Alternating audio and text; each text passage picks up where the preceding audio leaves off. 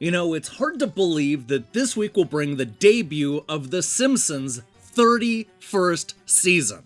Yeah, I'm old enough to remember watching the Christmas special and the premiere live on Fox, so I have a real soft spot for the longest running American sitcom of all time. To help celebrate the new season, I wanted to take a look back at Homer, Marge, Lisa, Bart, and Maggie's best and worst old school endings, featuring their games from 8 and 16-bit systems. So turn back now if you don't want to know what happens next, because today we're going to look at a whole bunch of games starring The Simpsons. This is Game Over, the early years.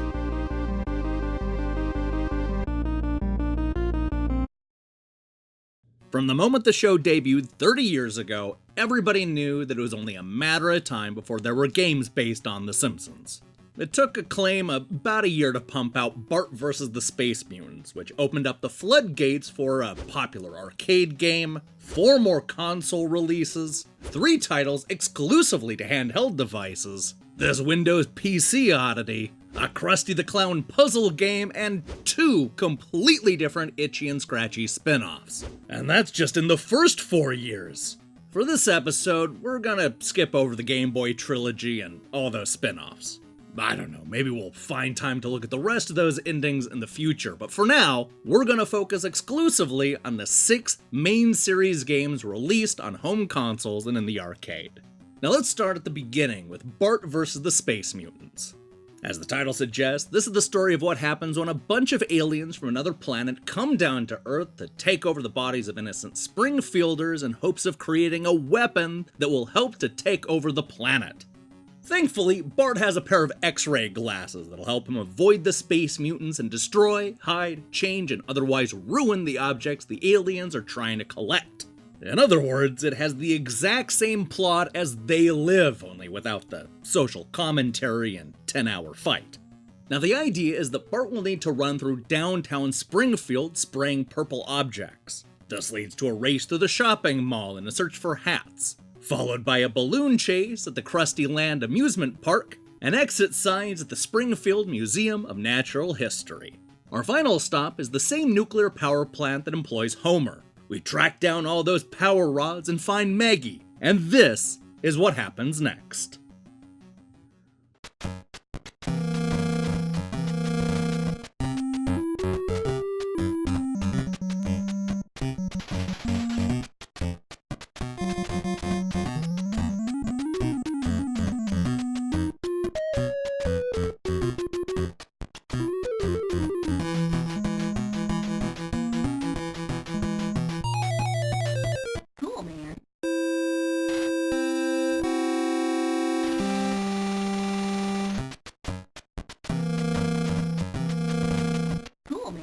Now, that's the original NES ending, but there's a slightly different conclusion for the Genesis version.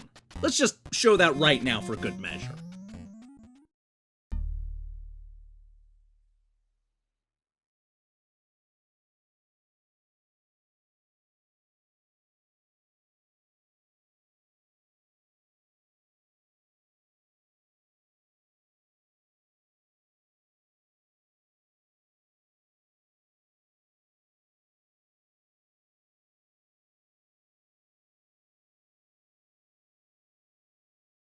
Only 1 month after Bart fought those space mutants, Konami released their own game based on The Simpsons.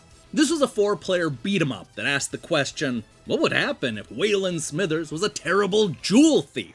Before you can even ponder what that would look like, Maggie has already caught a massive diamond in her mouth and is being kidnapped by the gang.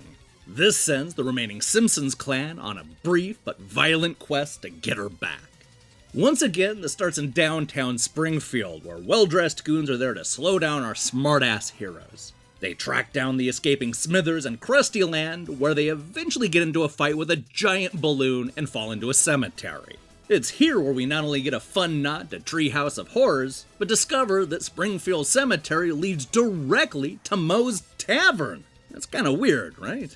Also weird is that the family stumbles down a waterfall and wakes up in a dream world. The good news, I suppose, is the Simpsons are fine, which allows them to continue their quest to the power plant. Instead of clocking in, Homer and the gang clock Mr. Burns in a robot suit in order to save Maggie. And this is what happens next.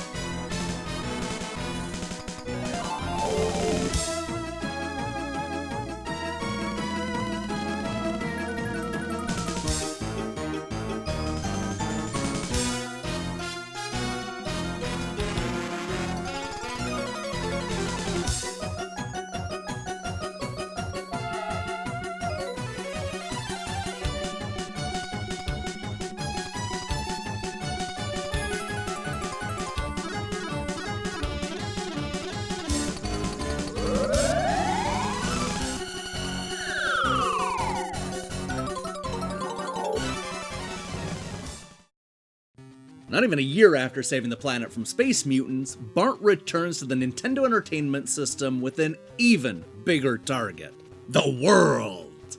That's right, it's Bart versus the world. Apparently, the nuclear power plant is losing millions, and the only way to solve that problem is to kill the Simpsons?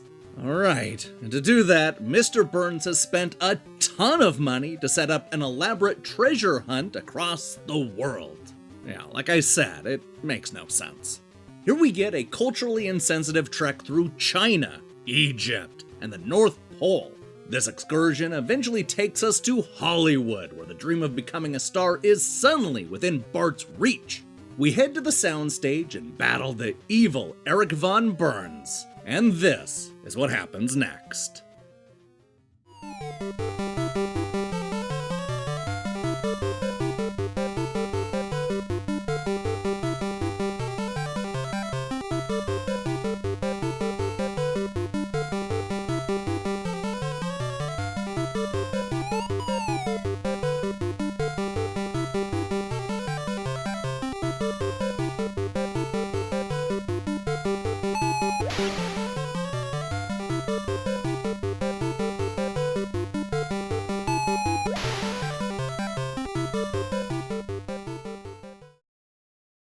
No matter what you think of the arcade game or Bart vs. the Space Mutants, the problem with a lot of the early Simpsons games is they don't really have much in common with the show.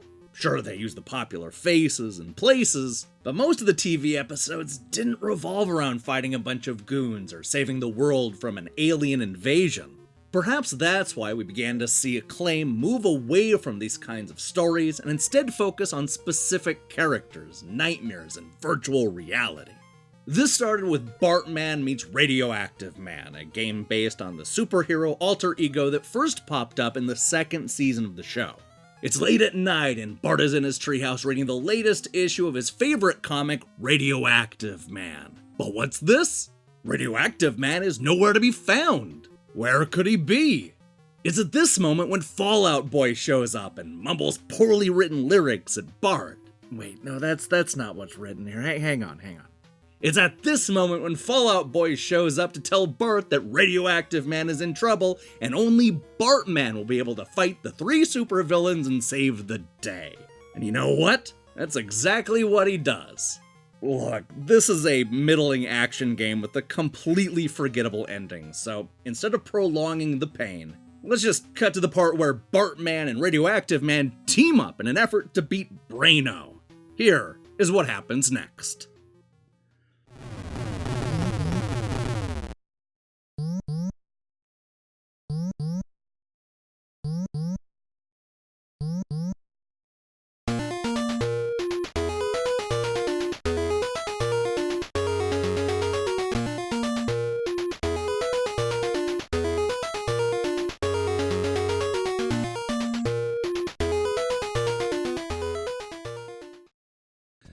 While they certainly had their defenders, I think it's safe to say that nobody was actually blown away by any of the 8-bit Simpsons games. That would change to an extent with the leap to 16-bit, which gave Acclaim a chance to be a little bit more daring and create much weirder games. Bart's Nightmare was the first stab at this in 1992, and it was generally well received by both critics and fans, something that must have caught Acclaim by surprise.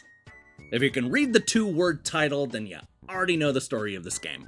This is what happens when Bart's teacher assigns him so much homework that he ends up spending the rest of the day slaving over the projects and eventually just falls asleep. Worse yet, all of his work scatters out the window, and when he goes to chase them, he falls into slumberland.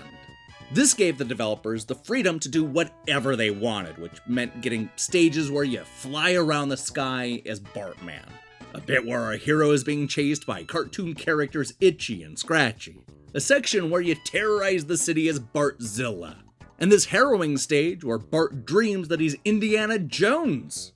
Once he's collected all 8 pages of homework, Bart wakes up, and this is what happens next. Cowabunga!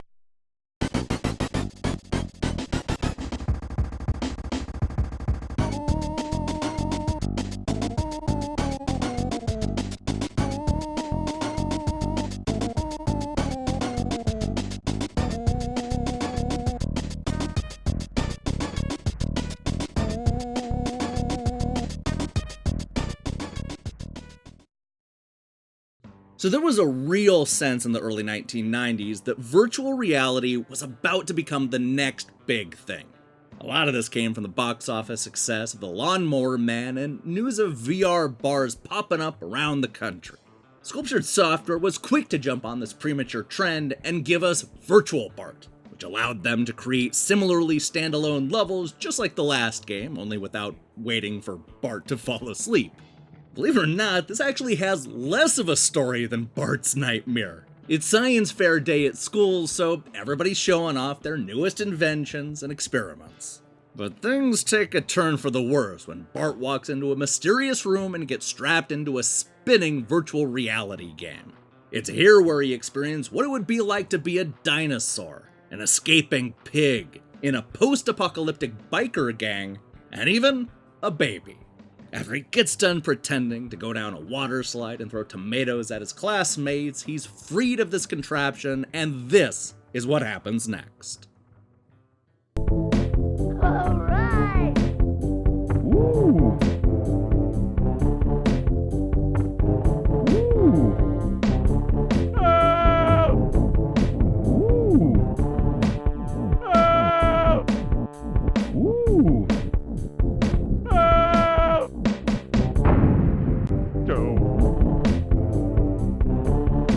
Okay, is it my imagination, or are the endings actually getting worse as the games are getting better? The truth is, none of these endings are particularly good. Bart vs. the World probably has the most going on, and the arcade game is certainly a fan favorite. But the cinemas here just aren't that good. And that's surprising, given the source material. I mean, you'd think that the easiest part would be recreating bits from the cartoon. Yet, none of these endings even come close.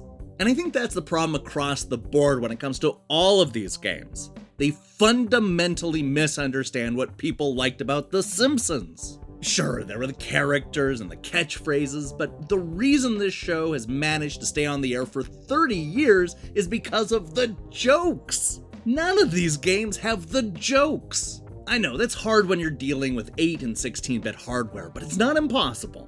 Repeating the phrase, "eat my shorts" 1,000 times isn't a joke, and these Simpsons games just aren't funny.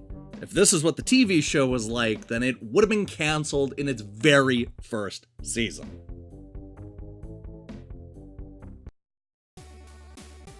Hey, thanks for watching this episode of Game Over, the early years. If you liked what you saw here, then you should know that we post new episodes every Monday. Now here's the question I have for you. What is your favorite Simpsons game? Look, it doesn't have to be one of the games featured here, since there are a lot of really good ones that have come out recently.